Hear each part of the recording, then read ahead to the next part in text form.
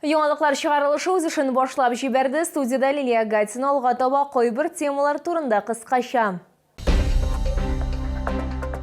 Татарстан волонтерлары республика сугышчылары өчен чираттагы гуманитар ярдәм партиясын әзерләделәр. СВО зонасына нәрсәләр җибәрәчәкләр? Алып баручы электротрицикл, тамашачылар сайлаган финал Гаяз Гыйлячев исемендәге Татар драма театрында Ак үрдәк премьерасын әзерләнәләр. Кулдан кулга, йөрәктән йөрәккә бөтен Татарстан волонтерлары республика сугышчылары өчен чираттагы гуманитар ярдәм партиясын әзерләделәр.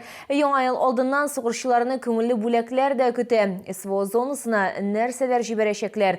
Бу хакта алдагы минутларда сөйләрбез.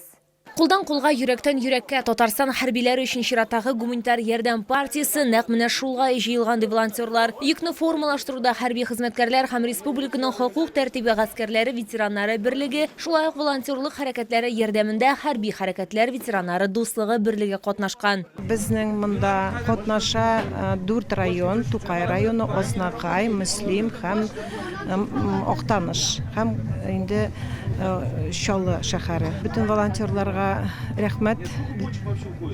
Исән сау булсыннар, шулай ук эшләсеннәр дә, тизрәк сугышлар бетеп китсен дә, балаларыбыз исән сау кайтсын. Посылкадагы һәр әйбер сугышчылар сорауы буенча җыелган, яңа елга хәрбиләрне күңелле сюрприз да көтә. Ит тутырылган суыткыч, кер юу машиналары һәм генераторлар. Вездеход машиналарына резиналар бар, электро һәм дизель генераторлар бар, медикаментлар и шәкшәк инде. Безнең татар шәкшәге. Ассетлар.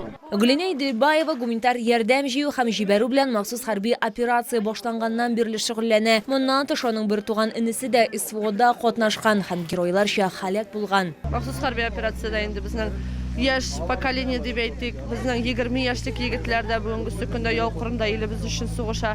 Без инде аларның барысына да исән-имин кайтуларын телибез һәм инде Алла бирсә до победного алар белән бергә булачакбыз. Гуманитар йөкне хан кушаматлы волонтер илтеп җиткерәчәк. СВО зонасына ул 2022 елның декабреннән йөри. Аның сүзләренчә, хәрбиләр өйдән хәбәрләрне бик көтәләр. Беренче барганда мин аңламадым кая барганын. Менә анасын егетләрнең күренә каршы алганда, уже үй җылысы килгәч, уже аларга рәхәт.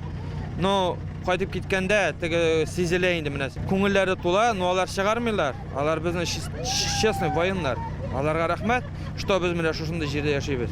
Но егетләргә рәхмәт. Главное, исән-имин булсыннар, сугышлар бетеп, үзәкләре белән матур кайтырга аларга.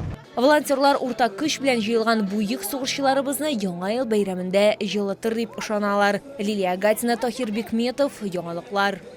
Теория симуляторларда һәм реаль шартларда ұшу Йорчолыда пилотсыз ұшу аппаратлары операторларын өйрәтә башладылар. Белгеч булу өчен күпме вакыт кирәклеген һәм курсларның ничек узуын хәбәрчебез белде.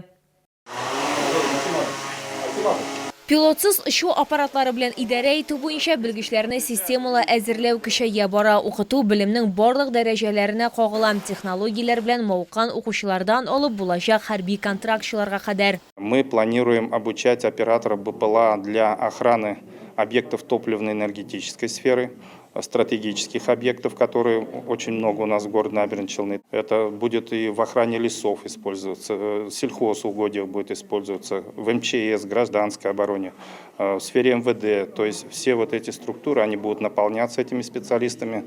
И я думаю, это будет какое-то широкое потребление. Йорчолдагы курсларның үзенчәлеге практик юнәлештә булуы. Ұшу күнекмәләре заманча дроннарда һәм симуляторларда өйрәтелә. Инструктор сүзләренә караганда, пилотсыз ұшу аппаратлары белән идарә итәргә 72 сәгатьтә өйрәнеп була. Сейчас я предусмотрел несколько коммерческих моделей БПЛА, которые у нас используются в обучении, в частности операторов для сотрудников правоохранительных органов и частных охранных предприятий.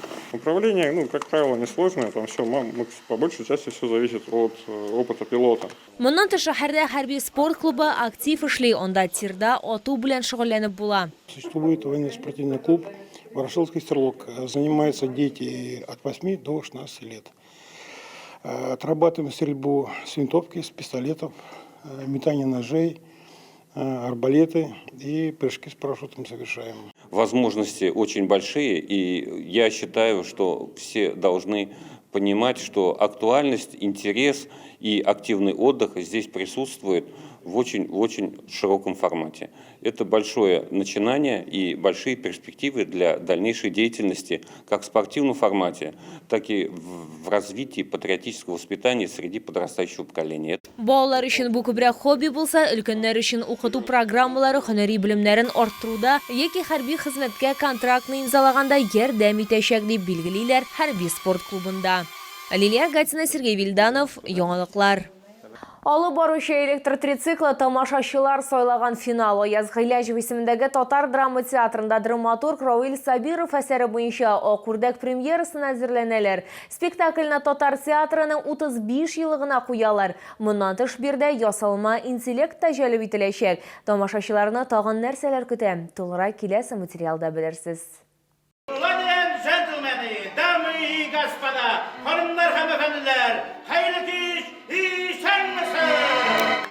Әгәр гүя шушы тылсымлы сүз булган хәлләрне үзгәртергә сәләтле Равил Сабировның Акүрдәк хикәясенә нигезләнгән спектакль интерактив формада булуы һәм тамашачыларга финалның 6 төрле вариантын тәкъдим итүе белән үзенчәлекле вакыйгалар ничек булырга мөмкин, тамашачының да үз фикерен белдерергә, спектакльнең соңгы ноктасын хәл итәргә хакы бар. Бу спектакльдә 6 финал, анда төрле жанрларда, төрле вакыйгалар белән бәйле.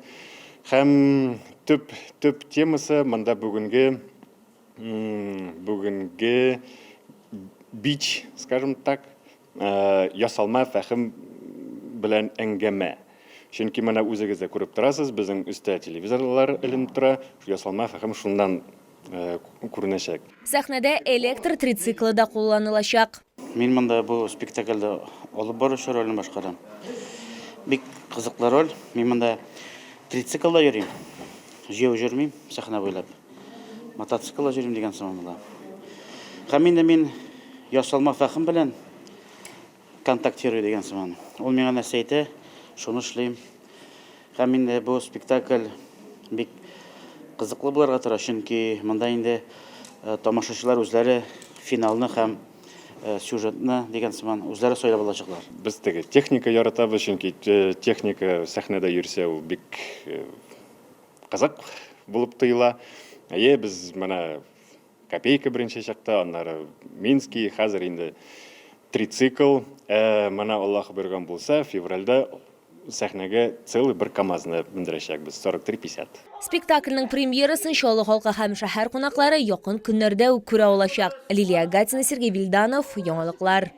Бу сезгә җиткерәсе соңгы мәгълүматыбыз иде. Мин Лилия Гатина, сезнең белән сау булашам. Исән мин булыгыз.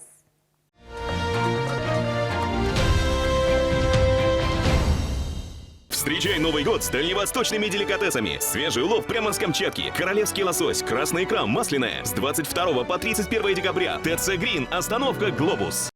Гамарджоба, друзья. Это я, Сосо Павлиашвили. В ресторанчике «Хачапури» вкусно, уютно, как дома и по-грузински душевно. Скорее бронируйте стол, приходите и будьте счастливы. Что же подарить на Новый год?